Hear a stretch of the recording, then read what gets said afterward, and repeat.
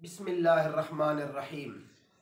मेरे मोहतरम सामीन व नाज़रीन, आज जो मैं आपकी खिदमत में मसला पेश करूँगा वो ये है कि एक ऐसा बंदा जिसे कुरान पाक की एक आयत भी याद नहीं, तो अब वो नमाज में क्या पढ़े। तो ये एक मसला दोस्त ने पूछा है कि एक आयत भी याद नहीं है तो अब वो नमाज में क्या पढ़ेगा।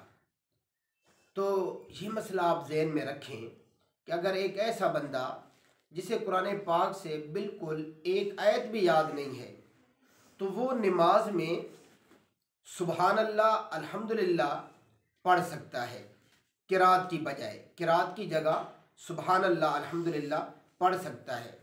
लेकिन उस पर ये फ़र्ज़ है कि वो कुरान पाक की आयत सीखे, यानी किरात में फ़र्ज़ पढ़ने की मिक़दार, उसके ऊपर किरात सीखना फ़र्ज़ है, और किरात में वाजिब पढ़ने की मिक़दार, उसके ऊपर किरात पढ़ना, किरात सीखना, तिलावत और आयात सीखना वाजिब है।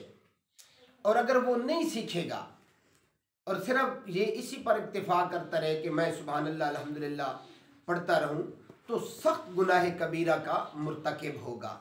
इसलिए मेरे मोहतरम सामीन व नाज़रीन, इजाज़त और गुंजाइश तो उलमाए किराम ने दी है कि वो सुबहान अल्लाह अल्हम्दुलिल्लाह पढ़ ले, लेकिन उसके ऊपर ये बात फ़र्ज़ है कि किरात फ़र्ज़ की मिक़दार याद कर लेना फ़र्ज़ है, और इसी तरह किरात वाजिब की मिक़दार याद कर लेना वाजिब है।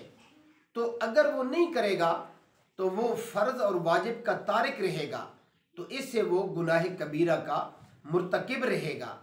तो मेरे मोहतरम सामीन व नाज़रीन, ये मसला था जो मैंने आपकी खिदमत में अर्ज़ कर दिया है। अल्लाह रब्बुल इज़्ज़त मुझे और आपको अमल करने की और आगे तक पहुँचाने की तौफ़ीक़ अता फ़रमाए। व आखिरु दावाना अनिल हम्दुलिल्लाहि रब्बिल आलमीन।